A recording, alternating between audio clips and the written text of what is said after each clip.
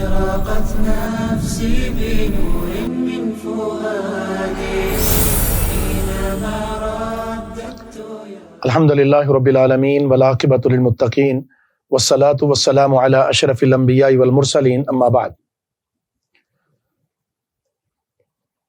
اصول تفسیر کی ایک اور اہم بحث فوائد معرفت اسباب النزول، قرآن کریم کے وہ مقامات جن کا کوئی نہ کوئی سبب نزول ہے، تو اسباب نزول کی معرفت کے کیا فوائد ہیں۔ معرفت و اسباب النزول مہمۃ جدا، اسباب نزول کی معرفت بہت اہم ہے، لأنہا تؤدی الی فوائد کثیرہ، اس لیے کہ یہ معرفت بہت سارے فوائد کی طرف رہنمائی کرتی ہے۔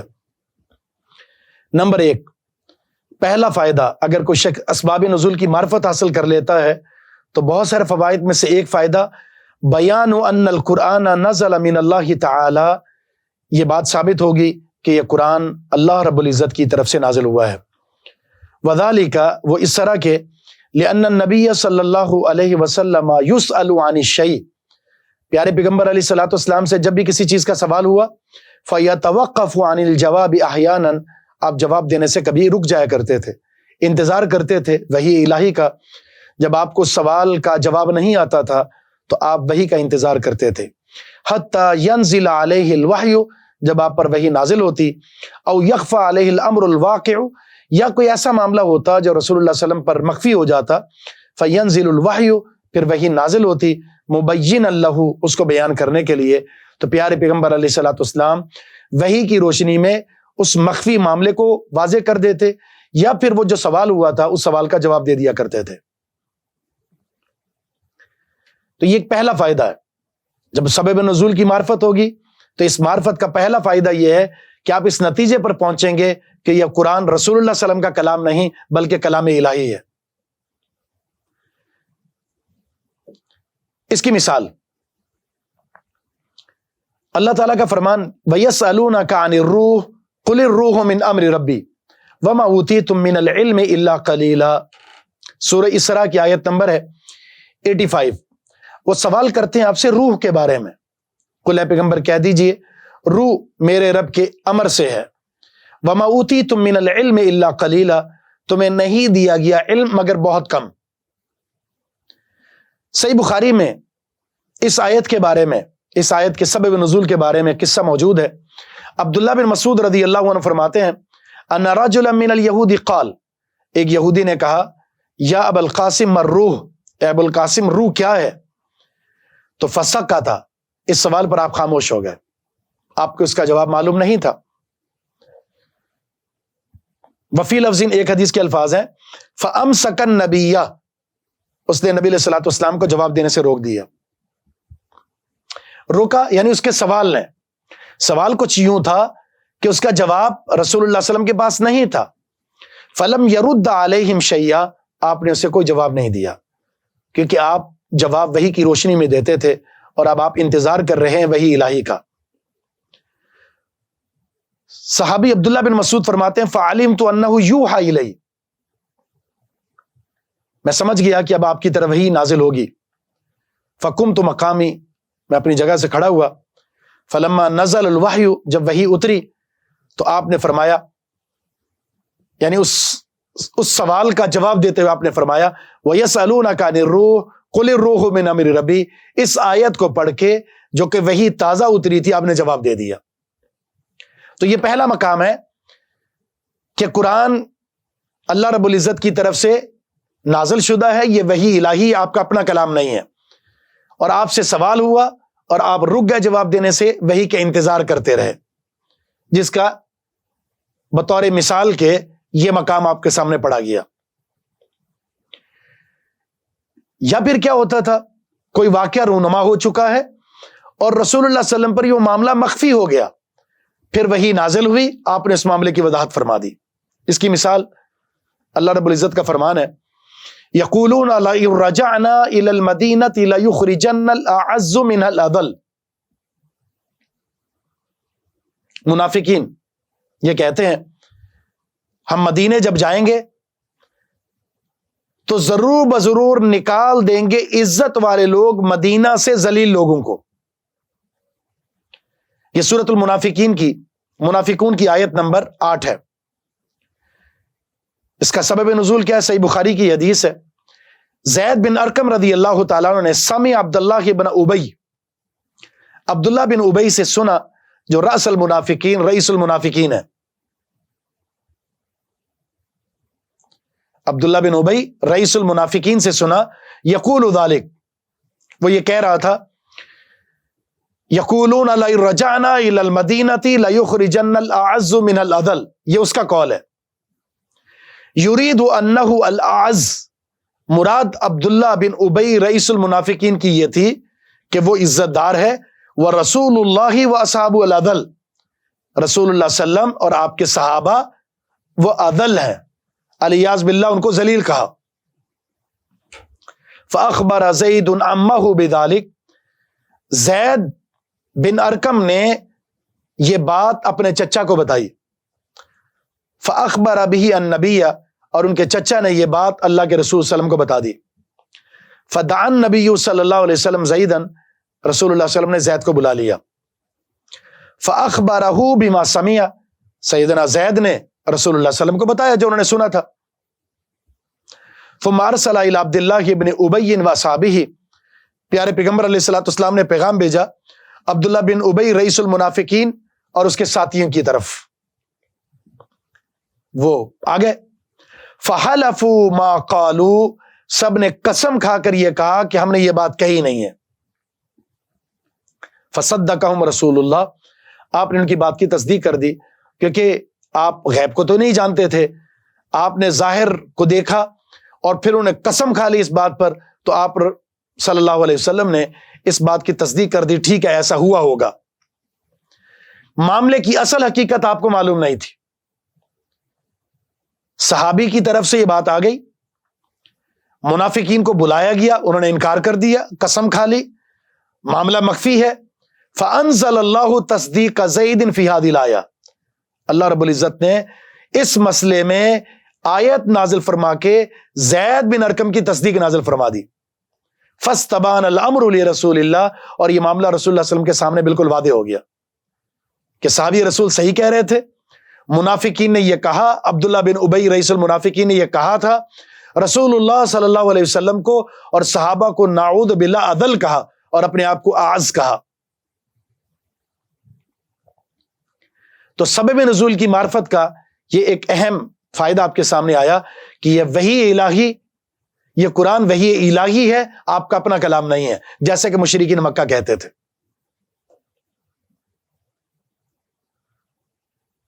آپ کا اگر اپنا کلام ہوتا تو ہر سوال کا فوراً جواب دے دیتے.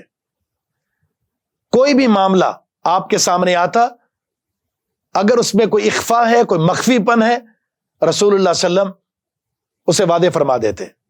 لیکن چونکہ یہ وحی قرآن وحی الہی ہے، کلام الہی ہے، آپ کا اپنا کلام نہیں ہے، تو آپ اس کا انتظار کرتے تھے. دوسرا فائدہ، سبب نزول کی معرفت کا دوسرا فائدہ، بیان عنایت اللہ تعالی برسولہ فی الدفاع عنہ، اللہ رب العزت کا اپنے پیغمبر علیہ الصلوۃ والسلام کی طرف خصوصی توجہ فرمانا آپ کا دفاع کرنے میں.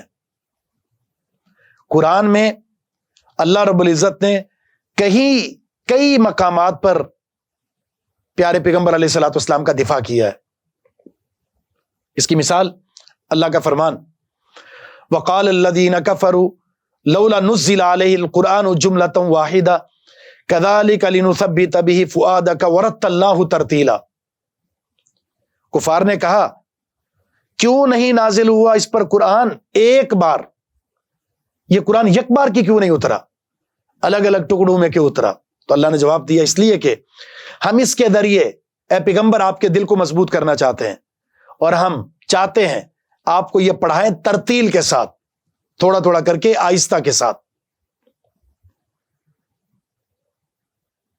تو اس آیت میں جو کفار کا اعتراض تھا کہ یک بار کی کیوں نہیں اترا، یہ وقفے سے کیوں اترتا ہے، تو اس کا جواب دیا یہ ہم اپنے پیغمبر پر بوجھ نہیں ڈالنا چاہتے تھے، آپ کے دل کو مضبوط کرنا چاہتے تھے، اور تاکہ ہم پیغمبر کو تھوڑا تھوڑا احسن طریقے سے پڑھائیں، اور اس کے لیے ضروری تھا کہ اس کو آہستہ آہستہ اتارا جائے، اور اس پر عمل کا تقاضا بھی یہ تھا کہ آہستہ آہستہ اس قرآن کو نازل کیا جائے تاکہ ہر حصے پر آسانی کے ساتھ عمل ہو سکے۔ وَكَذَلِكَ آیات الافق، اسی طرح آیات الافق،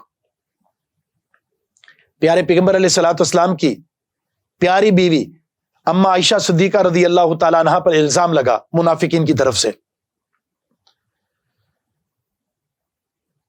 پیارے پیغمبر علیہ الصلوۃ والسلام اس الزام پر بڑے ہی رنجیدہ اور پریشان تھے، اور ایک عرصے کے بعد، ایک وقت کے بعد، جب اللہ نے چاہا تو رسول اللہ صلی اللہ علیہ وسلم پر وحی نازل فرما دی،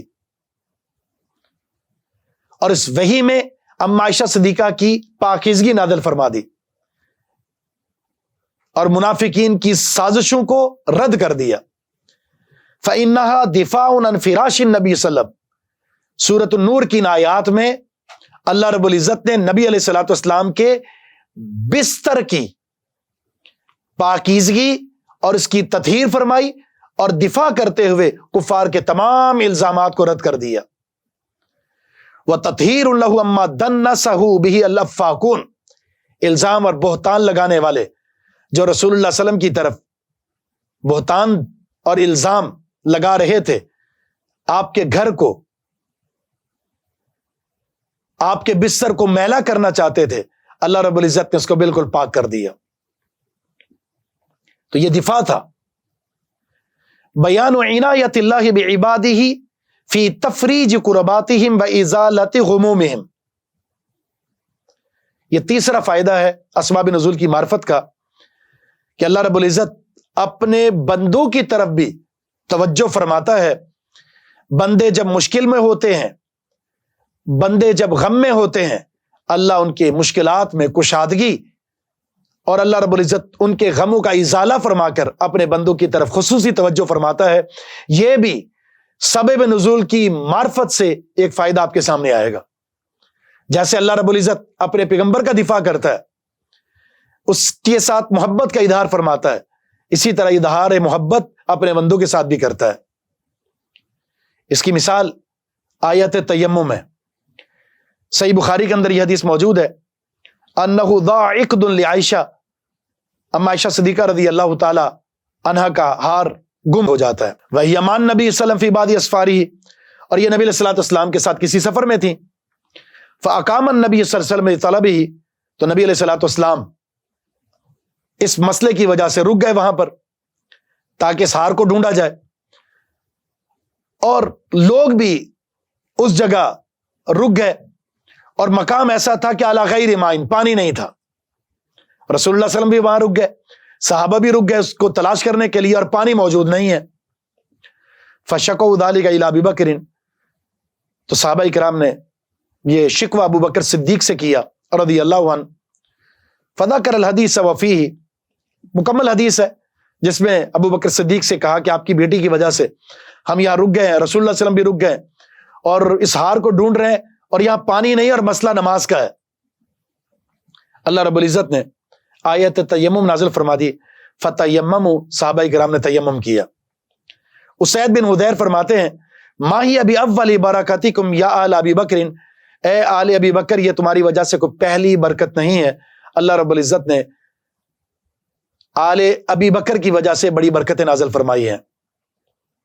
صحیح بخاری کے اندر یہ حدیث طویل قصے کے ساتھ موجود ہے۔ تو مسلمان مشکل میں ہے، مشکل یہ تھی کہ ایک ایسی جگہ پر قیام ہے جہاں پانی موجود نہیں ہے اور نماز کا مسئلہ ہے۔ اس مسلمانوں کی پریشانی کو اللہ رب العزت نے کیسے ختم کیا، اس مشکل میں اللہ نے آسانی کیسے فرما دی، غم کا ازالہ کیسے فرمایا، آیت تیمم نازل فرما کر، جس میں تیمم کا ذکر ہے کہ ایک مسلمان جب پانی موجود نہ ہو یا پانی موجود ہو لیکن استعمال نقصان دہ ہو تو تیمم کر کے وہ اپنی نماز کو جاری رکھ سکتا ہے۔ سبب نزول کی معرفت کا چوتھا فائدہ، فہم الآیت علی الوجہ الصحیح، آیت کو صحیح طریق پر سمجھا جا سکتا ہے۔ اگر آپ کو سبب نزول معلوم ہے تو اس آیت کو صحیح معنوں میں سمجھا جا سکتا ہے، اور اس آیت کا سیاق و سباق معلوم ہونے سے آیت کا مفہوم بھی بالکل واضح ہو جاتا ہے۔ اس کی مثال اللہ تعالیٰ کا فرمان ہے، ان الصفا والمروۃ من شعائر اللہ فمن حج البیت او اعتمر فلا جناح علیہ ان یطوف بہما۔ صفا اور مروہ اللہ کے شعائر میں سے ہے، جو حج بیت اللہ کرنا چاہتا ہے یا عمرہ کرنا چاہتا ہے اس پر گناہ نہیں ہے ان یطوف بہما، کہ صفا مروہ کی سعی کرے، وہ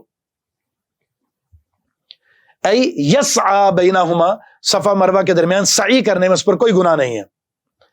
فإن ظاہر قولہ، اللہ تعالیٰ کے اس قول کا جو ظاہر یعنی فلا جناح علیہ، اس کا ظاہر یہ بتا رہا ہے ان غایۃ امر السعی بینہما ان یکون من قسم المباح، کہ صفا مروہ کے درمیان جو سعی ہے یہ مباح کی قسم میں سے ہے، یعنی یہ کرنا واجب نہیں ہے، بلکہ صفا اور مروہ کی سعی مباح اور جائز کام ہے، واجب نہیں ہے، بظاہر یہی لگ رہا ہے۔ صحیح بخاری کی حدیث ہے، عاصم بن سلیمان کہتے ہیں میں نے سوال کیا، سألت انس بن مالک عن الصفا والمروہ، صفا مروہ کی سعی کے بارے میں، تو کہتے ہیں کنا نرا انہما من امر الجاہلیہ، ہم صفا مروی کے بارے میں، صفا مروہ کی سعی کے بارے میں یہ سمجھا کرتے تھے کہ یہ امور جاہلیت میں سے ہے۔ فلما کان الاسلام، جب اسلام آیا تو امسکنا عنہما، ہم صفا مروہ کی سعی سے رک گئے، کیونکہ یہ امور جاہلیت میں سے ہم سمجھتے تھے اس کو۔ اللہ نے یہ آیت نازل فرما دی، ان الصفا والمروۃ من شعائر اللہ الی قولہ ان یطوف بہما وبہذا عرف، اس سے یہ پتا چلا ان نفی الجناح، گناہ کی جو نفی کی گئی ہے یہاں پر، لیس المراد بہ بیان اصل حکم السعی، یہاں سعی کے حکم کو بیان کرنا مقصود نہیں ہے، گناہ کی نفی کر کے صفا مروہ کی سعی کے حکم کو بیان کرنا مقصود نہیں ہے۔ وَإِنَّمَا الْمُرَادُ نَفْيُ تَحَرُّجِهِمْ بِإِمْسَاكِهِمْ عَنْ، اس آیت کا جو مقصود ہے وہ صحابہ اکرام صفا مروہ کی سعی کرنے سے رک گئے تھے، دور جاہلیت کے امور میں سے ہونے کی وجہ سے حرج محسوس کرتے تھے، اس حرج کی نفی کے لیے اس آیت میں یہ کہا گیا ہے، اس حرج کی نفی کی گئی ہے جو صحابہ اکرام محسوس کرتے تھے، جس کی وجہ سے وہ سعی کرنے سے رک گئے تھے۔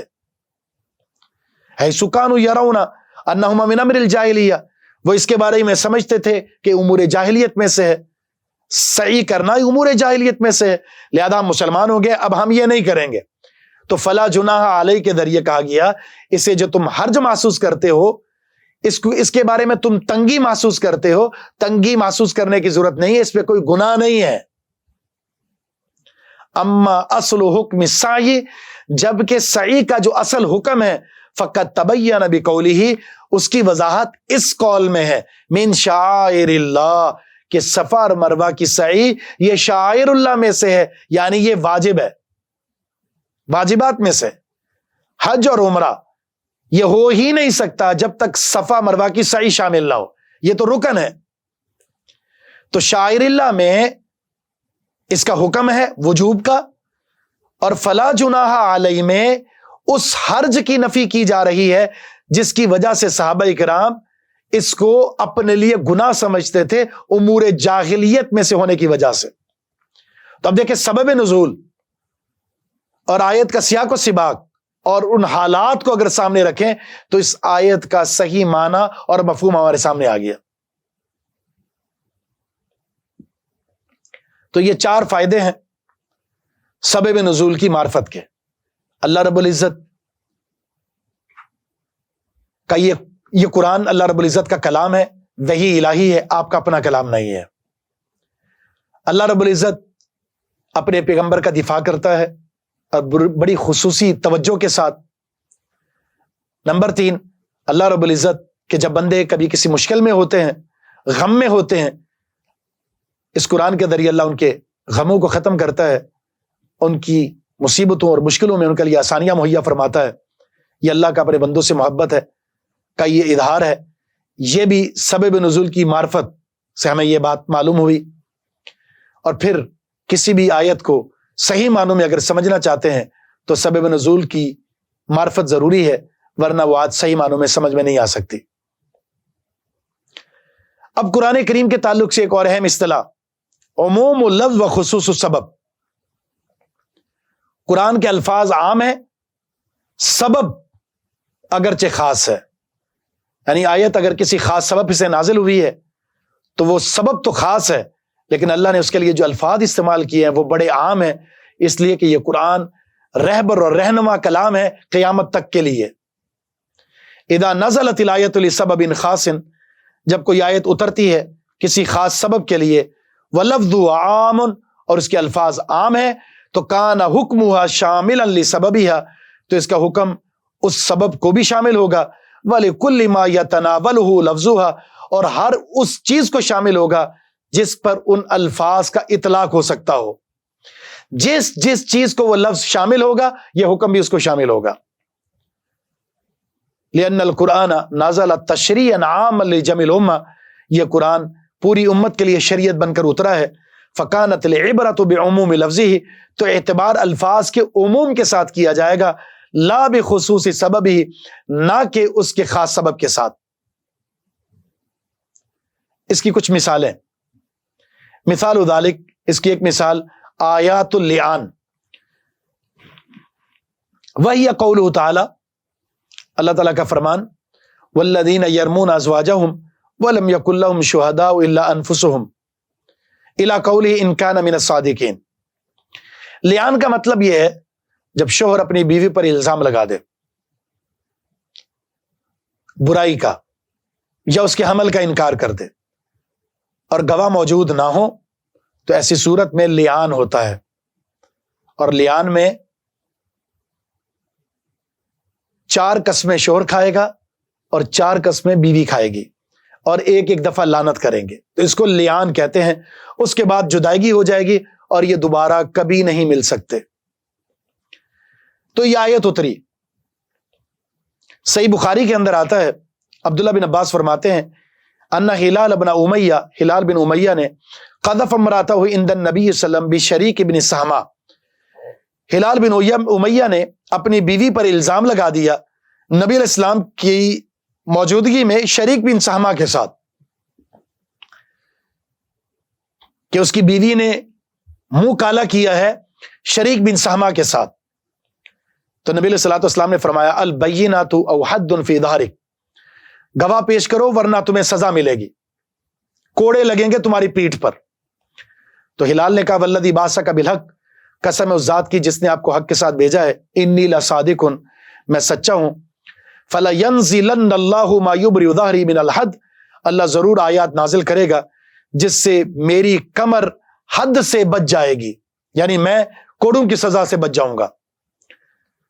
کیونکہ اگر کوئی شخص اپنی بیوی پر یا کسی بھی مسلمہ خاتون پر الزام لگاتا ہے اور 4 گواہ پیش نہیں کرتا، تو اس کے اوپر جو سزا نافذ ہوگی وہ 80 کوڑے کی ہے، 80 کوڑے لگیں گے اسے۔ اور اگر میاں بیوی ہے تو شوہر پر بھی 80 کوڑے لگیں گے اگر وہ ثابت نہ کر سکا، یا پھر دوسری صورت ہے کہ وہ لعان کے لیے تیار ہو جائے۔ فہذه الآیات نزلت بسبب قذف ہلال بن امیہ، تو یہ آیات جو سورت نور کی ہے، فنزل جبریل، جبریل السلام اترے، وانزل علیہ، اور آپ پر یہ آیات اتر گئیں، والذین یرمون ازواجہم، آپ نے ان آیات کی تلاوت فرمائی، حتی بلغ ان کان من الصادقین، آیت نمبر 6، 7، 8 اور 9 آپ نے تلاوت فرمائی۔ تو یہ آیات نازل ہوئی تھی بسبب قذف ہلال بن امیہ لامرأتہ، جب ہلال بن امیہ نے اپنی بیوی پر الزام لگایا، تہمت لگائی۔ لیکن حکمها شامل لہو ولغیرہ، البتہ یہ حکم ہلال کے لیے بھی ہے اور ہلال کے علاوہ کے لیے بھی ہے۔ دلیل ما رواہ البخاری من حدیث سہل بن سعد رضی اللہ عنہ، صحیح بخاری کی حدیث ہے، سہل بن سعد رضی اللہ عنہ فرماتے ہیں ان عویمر العجلانی، عویمر العجلانی جاء الی النبی، نبی علیہ السلام کے پاس آئے اور آ کر کہا یا رسول اللہ، اے اللہ کے رسول، رجل وجد مع امرأتہ رجلا، ایک شخص اپنی بیوی کے ساتھ کسی کو پاتا ہے، اس نے دیکھا کہ اس کی بیوی کے ساتھ کوئی اور مرد بدکاری کر رہا ہے، ایقتلہ، کیا اسے قتل کر دے؟ اگر قتل کرے گا فَيَقْتُلُونَهُ، وہ لوگ اسے قتل کر دیں گے، ام کیف یصنع، یا وہ کیا کرے؟ اب کیا کرے؟ صبر بھی نہیں کر سکتا، گواہ بھی نہیں لا سکتا، قتل کرے تو پھر اس کو قتل کر دیا جائے گا، اس موقع پر کیا کرے؟ تو پیارے پیغمبر علیہ الصلوۃ والسلام نے فرمایا قد انزل اللہ القرآن فیک وفی صاحبتک، اس مسئلے کے بارے میں اللہ نے تیرے بارے میں اور تیری بیوی کے بارے میں قرآن نازل فرما دیا ہے۔ فامرہما رسول اللہ صلی اللہ علیہ وسلم بالملاعنۃ، رسول ان دونوں کو لیان کا حکم دیا، بما سم اللہ فی کتابہ، جس کا نام اللہ نے اپنی کتاب میں ذکر فرمایا ہے، فلاعنہا، تو انہوں نے اپنی بیوی کے ساتھ لیان کر لیا۔ حالانکہ یہ آیت فجعل النبی صلی اللہ علیہ وسلم حکم هذه الآیات شاملا لہلال بن امیہ وغیرہ، نبی علیہ السلام نے ان آیات کے حکم کو شامل کر دیا ہلال بن امیہ کے لیے بھی، اور ان کے علاوہ جو اس حدیث میں اویمر الجلانی ہے ان کے لیے بھی۔ تو اس کا معنی یہ ہوا اگر کوئی آیت اس کا سبب نزول خاص ہو تو اس کی آیت قرآن میں عام ہوتے ہیں، تو وہ آیت صرف اسی کے لیے نہیں ثابت مانی جائے گی، بلکہ اس آیت میں جو مسئلہ بیان ہوا قیامت تک اگر وہ مسئلہ کسی کے بارے میں سامنے آتا ہے تو وہ آیت اس کے بارے میں بھی ہے۔ جیسے کہ یہاں پر آیت تو اتری تھی ہلال بن امیہ کے بارے میں، لیکن اسی طرح کا قصہ دوسرا اویمر الجلانی کے ساتھ ہوا، تو آپ نے کیا فرمایا؟ یہ آیت تمہارے بارے میں بھی اتری ہے۔ تو یہ صرف اس دور کے لیے نہیں ہے، یہ قیامت تک کے لیے ہے۔ اگر کوئی قصہ ایسا جو سبب نزول کے طور پر سامنے آیا تھا، ویسے ہی قصہ اگر قیامت تک رونما ہوتا ہے تو یہ آیت اس کے بارے میں بھی ہے۔